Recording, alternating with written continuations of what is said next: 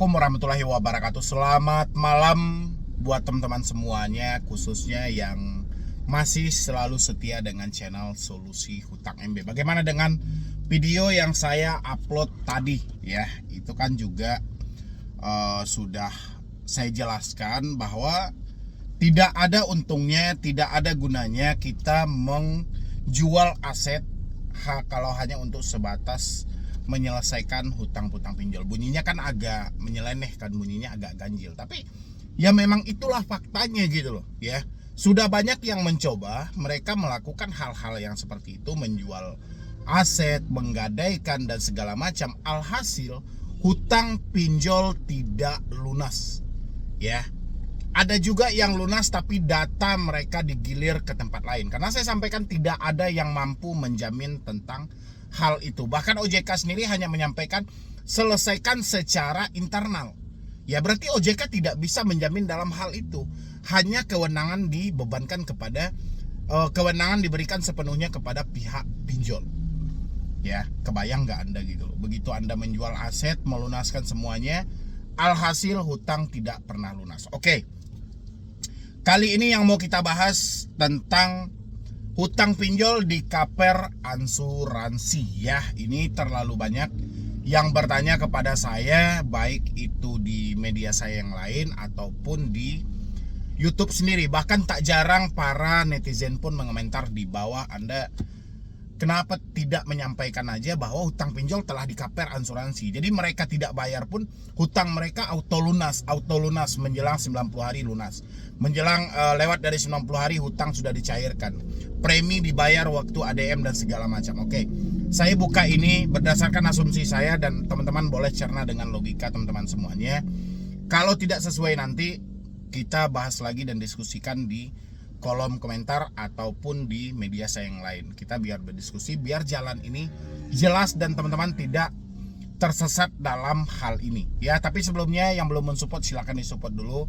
Yang mau bergabung di grup WhatsApp boleh tinggal klik tombol gabung yang ada di bawah nama channel. Insya Allah tidak akan rugi Anda bergabung di situ, justru Anda akan mendapatkan manfaat yang sangat luar biasa, terutama untuk mengatasi dan menghadapi pinjaman online. Silahkan.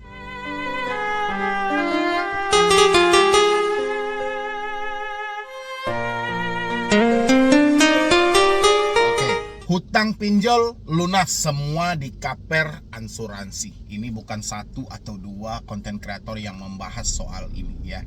Mereka mencari hasil dari OJK sendiri. OJK juga menyampaikan dalam hal itu bahwa apa risikonya nanti.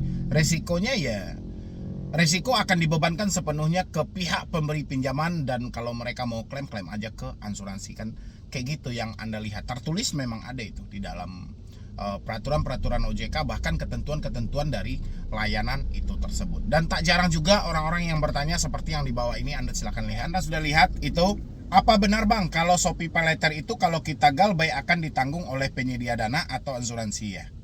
Kira berapa lama Bang tenggang waktu hutang kita akan ditangguhkan oleh pihak asuransi? Berarti kalau udah begitu lunas ya hutang kita.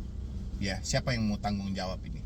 Tentang statement yang seperti ini tertulis Bang di OJK, dan ini juga tertulis dalam ketentuan layanan di pihak pinjolnya masing-masing ya, bahwa mereka harus mengasuransikan semua pinjaman itu. Oke. Anda lihat ya, di sebelah saya juga ada. Itu adalah berita tahun 2019 ya.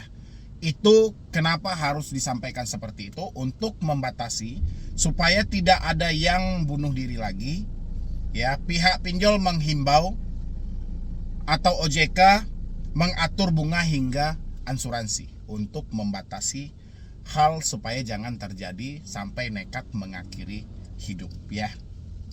Itu secara garis besarnya. Jadi teman-teman semuanya mungkin di beberapa teman-teman mungkin sudah menonton bahwasannya hutang itu akan di-cover oleh asuransi. Begitu asumsi yang terjadi dari teman-teman semuanya, karena kita sudah bayar preminya kita bayar melalui ADM yang dipotong oleh pinjol sejak awal. Contoh, pinjam 1 juta dipotong administrasi dan bla bla segala macam sampai 300.000. Ya, 300.000. Habis itu kita nggak tahu nih pinjol mestorkan asuransi ini ada berapa gitu loh. Misalnya pinjol mestorkan asuransinya 150.000, berarti 150.000 lagi itu untuk biaya administrasi yang lain ya. Teman-teman semuanya, ini please banget yang baru telat bayar, baru gagal bayar, tolong buka logikanya dengan jelas ya. Sekarang Anda beranggapan hutang akan lunas dan hutang dibayar oleh asuransi. Ya, hutang Anda lunas dibayar oleh asuransi karena si pinjol juga tidak mau rugi. Ya, oke, secara tertulis memang tidak kita pungkiri. Bahkan OJK sendiri pun juga menghimbau pihak pinjol untuk menggunakan asuransi tersebut. Ya, atau bergabung dengan beberapa asuransi untuk mengasuransikannya supaya tidak terjadi risiko-risiko yang berat ya. Oke. Anda tahu tingkat gagal bayar saat ini sudah berapa? Banyaknya. Kita ambil saja 10 juta. Ya, tapi kita tidak akan jumlahkan dengan nominal 10 juta orang ya. Kita ambil 100 orang. Ya.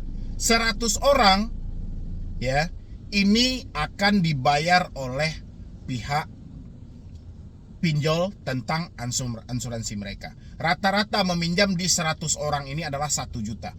Berarti total uang yang dikeluarkan oleh pinjol adalah 100 juta. Ini belum dipotong dengan asuransi. Oke, kita potong asuransi 150.000 per orang. Ya, berarti dalam 100 orang peminjam, pinjol membayarkan asuransi sebanyak 15 juta. Dana yang dipinjamkan kepada Anda sebanyak 85 juta. Itu sisanya. Habis itu dipotong lagi oleh asuransi. Dipotong lagi oleh pinjolnya, mohon maaf. Dipotong lagi oleh pinjolnya 150. Berarti 150 berarti 300.000 biaya pemotongan dari pinjol. Ya, biaya pemotongan dari pinjol. Berarti uang yang Anda terima cuman 700.000. 700.000 dikali 100 orang. Berarti 70 juta. Uang yang disetorkan kepada asuransi cuma 15 juta. Sekarang dalam 100 orang kira-kira gagal bayar berapa orang? Berapa banyak kira-kira menurut Anda gagal bayar? Gagal bayar mencapai 80 orang. Ya. Lancar bayar mungkin 10 orang. Ya, yang agak telat-telat dikit ada 10 orang. Yang jelas gagal bayar ada 80 orang. Ya. 80 orang rata-rata mereka mengajukan pinjaman dengan 1 juta. Ini tidak dihitung lagi dengan potongan yang ada. Berarti 80 kali 1 juta. 80 juta. Sementara uang yang dibayarkan oleh pinjol kepada asuransi 15 juta. Logika Anda, kira-kira asuransi mau ini membayarkan hutang Anda yang ada 80 juta tadi. Ya, itu masih bilangan kecil, masih bilangan 100 orang. Ini jutaan loh. Jutaan. Walaupun Anda bayar premi, oke, bayar premi dipotong otomatis dari ADM. Oke. Logika Anda sampai enggak? Ya, contoh Anda penyedia asuransi. Sekarang orang storin 15 juta. Ini bukan sesekali saja. Kalau asuransi mobil, oke, kecelakaan sesekali aja. Duitnya bisa didepositokan, bisa diganda-gandakan dengan bunga yang lain. Ini masalah pinjol. Hampir setiap bulan gagal bayar. Ya, tingkat gagal bayar selalu meningkat. Saya rasa asuransi paling rugi awal. Lebih awal asuransi akan rugi. Ya, mana mau asuransi seperti itu? Asuransi kalau tidak ada keuntungan timbal balik, mustahil dia mau membuka layanan asuransi seperti itu. Kan bisa kita logikakan dengan pemikiran kita. Bukan Anda sendiri saja yang galbay yang harus dikaper asuransi, tapi puluhan juta orang yang akan dikaper oleh asuransi. Terkaper nggak kira-kira? Ya, logika teman-teman semuanya yang selalu bertanya kepada saya, "Bang, benar nggak, Bang? Saya lihat di sini, Bang. Saya lihat di sini, Bang." Ada juga yang ngujat saya, "Anda menjelaskan kurang detail. Anda penjelasannya ini jauh lebih baik, ini jauh lebih bagus." Saya nggak ada masalah. Dengan pola penjelasan mau seperti apapun terserah. Ya, yang jelas nyambung nggak dengan logika Anda kalau hutang Anda akan dikaper oleh asuransi? Kalau memang hutang Anda dikaper oleh asuransi, tidak perlu lagi pihak pinjol menyediakan atau memakai jasa yang namanya debt collector. Ya, 3 bulan Anda tidak bayar, pinjol tinggal klaim ke asuransi, dana masuk lagi. Klaim ke asuransi, dana masuk lagi. Mungkin tidak ada pinjol yang mengalami kerugian 50%. Ya, tingkat TWP 90 berapa persen? Itu berapa banyak pinjol yang TWP 90 aja? tingkat uang prestasi 90%. Ya, berarti kerugian mereka 10%. Belum lagi ada yang kasus-kasus yang kemarin ada beberapa pinjol yang mengalami kerugian lebih dari 50%. Itu bagaimana? Ya. Anda boleh timbang lagi dengan logika Anda. Kita nggak ada masalah. Bang, aturan ini ada loh Bang, tertulis di OJK. Oke, saya tidak memungkiri hal itu. Sekarang kita kaji dengan ilmu logikanya. Kalau memang hal itu bisa diklaim oleh pihak pinjol, ya lain hal kalau asuransi untuk perusahaan mereka semua dana yang ada itu saya nggak tahu ya. Tapi kalau asuransi perorangan ini harus dibayarkan oleh asuransi semuanya, semua yang gagal bayar di-cover oleh asuransi. Pinjol tidak perlu capek-capek menggunakan jasa debt collector. Tidak perlu bekerja sama dengan debt collector, tidak perlu bekerja sama dengan lawyer. Ya, dia nggak rugi. Di mana ruginya? Kalau memang hal ini dibayar oleh asuransi. Sekarang pertanyaannya, asuransi dapat uang dari mana lagi? Dari premi Bang. Premi yang mana? Kan sudah saya jelaskan. Oke, pinjam 1 juta dipotong 300.000, bayar premi 150. Ya, 150 kali 100 orang 15 juta. Orang yang gagal bayar 80 orang, yang meminjam 100 orang tadi gagal bayar 80 orang. Ya, 80 kali 1 juta 80 juta. Uang yang diterima asuransi cuma 15 juta. Yakin asuransi mau mengcover 80 juta ini? Yakin Bang, kata orang dan segala macam. Buktikan dulu. Ya. Kalau sebuah perusahaan pinjol mengasuransikan perusahaannya ya wajar-wajar aja. Tapi dalam dunia pinjam meminjam seperti ini, di tengah tingkat gagal bayar yang meningkat, yakin asuransi mau mengklaim atau pihak pinjol mengklaim setiap bulannya untuk memenuhi hal tadi, menutupi kerugian mereka. Yakin hal itu terjadi. Kalau memang seperti itu, saya rasa tidak ada pinjol yang mengalami kerugian, tidak ada pinjol yang mengalami TWP 90, tidak ada pinjol yang mengalami TWP lebih dari 50%. Ya, paham nggak teman-teman semuanya? Kalau nggak paham juga, Anda isi di kolom komentar. Ini asumsi saya dan ini logika saya gitu loh. Ya, jadi sebelum kita mempercayai, ya oke, kita bersyukur. Kalau memang ada asuransi yang mau mengcover hutang-hutang kita setelah 30 hari, 3 bulan atau 90 hari, kita bersyukur. Hanya saja logika saya tidak sampai ke situ. Kalau teman-teman mampu menjelaskan dalam hal itu, isi di kolom komentar. Ya, seperti yang saya jelaskan tadi, karena tingkat gagal bayar ini bukan hal kaleng-kaleng. Banyak dan tingkatnya itu meningkat, hanya saja ini sedang ditutupi. Ya, di antara 10 juta peminjam pinjol, 50% dikatakan telat bayar dan gagal bayar. Yakin 50% ini di-cover semuanya oleh asuransi? Dengan nominal premi yang dibayarkan hanya 150.000 per kepala? Tapi asuransi harus membayarkan semuanya gitu loh. Masuk akal nggak gitu loh? Coba teman-teman deh gitu loh. Ya, saya nggak ada mempermasalahkan hal itu. Memang tadi kan saya juga munculkan bahwa OJK sendiri pun menyampaikan, ya kalau bisa pihak pinjolnya itu supaya mengatasi dan mencegah nasabah-nasabah yang mentok dan mengakhiri hidupnya. Jadi dimintalah OJK atur bunga hingga asuransi. Atur bunga hingga asuransi. Asuransi ini asuransi apa nih? Asuransi jiwa untuk debeturkah? Atau asuransi untuk kaperan hal ini? Kalau mengkaper hal ini seperti tadi gambaran dari saya, ya kira-kira dari teman-teman semuanya logis nggak dalam hal itu? Masuk nggak dengan logika Anda? Nyambung nggak dengan hal itu? 100 orang yang minjam, ya total dana yang dikeluarkan oleh pinjol mencapai 100 juta. Dibayarkan premi ke pihak asuransi 15 juta. Ya, 3 bulan ke depan itu macet semuanya. Ya, 20 orang lancar bayar, 10 orang lancar bayar, 10 orang macet bayar atau telat bayar, 80 orang gagal bayar. 80 orang di-cover asuransi. Sekali 3 bulan asuransi mengeluarkan dana untuk menutupi nasabah yang macet. Pertanyaannya, asuransi dapat uang dari mana lagi? Uang mana lagi yang mereka gandakan? Kan pinjol cuma store 15 juta. Mau nggak asuransi mengeluarkan 3 bulan ke depan 85 juta? Kalau seperti itu, saya juga mau asuransi. Ya. Bukan soal, enggak, abang nih memata-matakan semangat dan segala. Bukan, ini nggak nyambung dengan logika Anda. Soal Anda gagal bayar, soal telat bayar, resikonya cuma BI checking. Ya. BI checking juga sudah dijelaskan oleh OJK. 24 bulan sampai 60 bulan. Ya. Berarti 2 tahun sampai 5 tahun. Udah selesai. Ngapain kita harus sibuk auto lunas?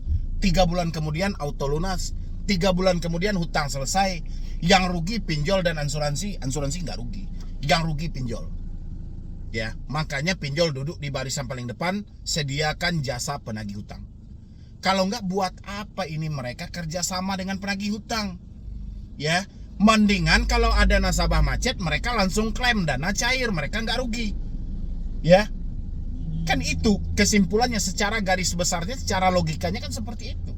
Nyambung nggak dengan logika teman-teman? Bang, aturan itu ada tertulis di OJK. Oke, terlepas dari aturan itu, oke. Logika Anda nyambung atau tidak? Ya memang nggak nyambung, kalau nggak nyambung ya sudah. Kalau nyambung, Anda isikan di dalam komentar. Benar atau tidak ucapan saya? Kalau salah, Anda perbaiki, kita berdiskusi. Ya, dari mana preminya? Premi sudah jelas dibayarkan 150.000. Tapi asuransi harus menyelesaikan setiap 3 bulan sekali, harus menyelesaikan 1 juta. Yang dibayar cuman 150.000, dia bayar kembali 3 bulan ke depan 1 juta. Ya, secepat itu pergerakan. Asuransi ini perusahaan.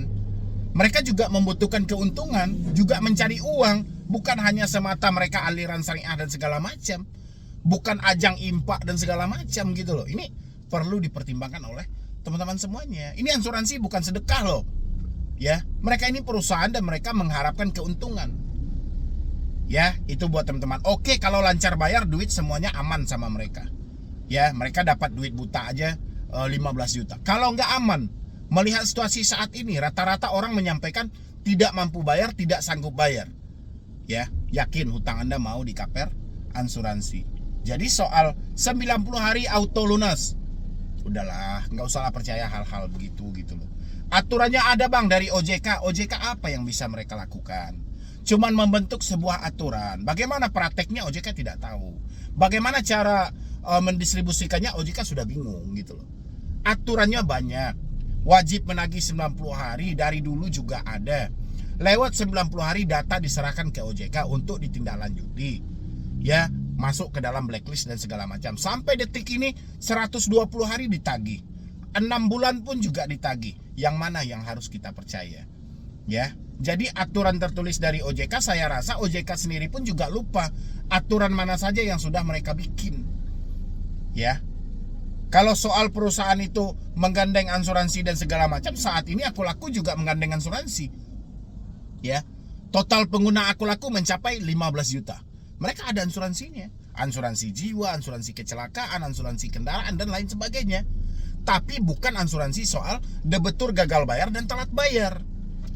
Ya, sambungin dengan logika teman-teman. Kalau dapat, kabari saya di kolom komentar. Kalau kurang, tambah dan jelaskan kepada saya bagaimana sebenarnya mekanisme dari asuransi itu. Karena ini tingkat gagal bayar ini meningkat loh, bukan menurun. Ya, asuransi juga membaca prospek itu. Lain hal kalau mereka kayak Aku Laku ini. Saya munculkan ya, di sini ada tadi catatannya yang mana ya? Bentar dulu. Saya cari. Oke, mana dia ya? Oke, sebentar dulu saya carikan. Ini ada Aku Laku yang menggandeng asuransi. Nama asuransinya asuransi apa tadi itu ya? Sebentar. Ini Anda boleh lihat di sebelah saya. Apakah Aku Laku ada asuransi? PT Aku Laku Silver Indonesia atau Aku Laku bekerja sama dengan PT Asuransi Cakrawala Proteksi Indonesia. Asuransi Cakrawala meluncurkan produk asuransi kecelakaan diri plus dalam kerja sama ini. Sebanyak 15 juta pengguna Aku Laku dapat memanfaatkan produk asuransi ini. Anda yang mendaftar untuk menggunakan asuransi itu, ya bayar preminya pribadi. Bukan, nggak ada kaitannya dengan hutang-hutang Anda. Ya, lain hal kalau perusahaan Aku Lakunya mengasuransikan semua aset mereka, itu entahlah. Ya, yang jelas kita soal nasabah gagal bayar. Ya, sampai di situ teman-teman paham ya. Nanti saya akan kupas lagi untuk aturan-aturan OJK yang selalu dibacakan sehingga menyesatkan dalam pemikiran teman-teman semuanya. Akhirnya gagal pemahaman gitu loh. Salah pemahaman. Kalau kita bisa mencerna dengan logika, oke. Yang nggak bisa, ya bagaimana coba? Kasihan kan, mereka sudah senang-senangnya, sudah harap banget dengan sebuah aturan itu memang menyelamatkan mereka, padahal aturan itu menyengsarakan mereka. Ya, mungkin dari saya cuma itu aja dulu. Mudah-mudahan ini membantu buat teman-teman semuanya. Yang lain kalau ada yang kurang dari ucapan saya boleh tambah di kolom komentar, atau penjelasannya dari teman-teman semuanya mungkin yang lebih paham dan lebih mengerti soal asuransi ini bagaimana. Ya. Jadi sekian dulu dari saya, Medi Broni. Wassalam.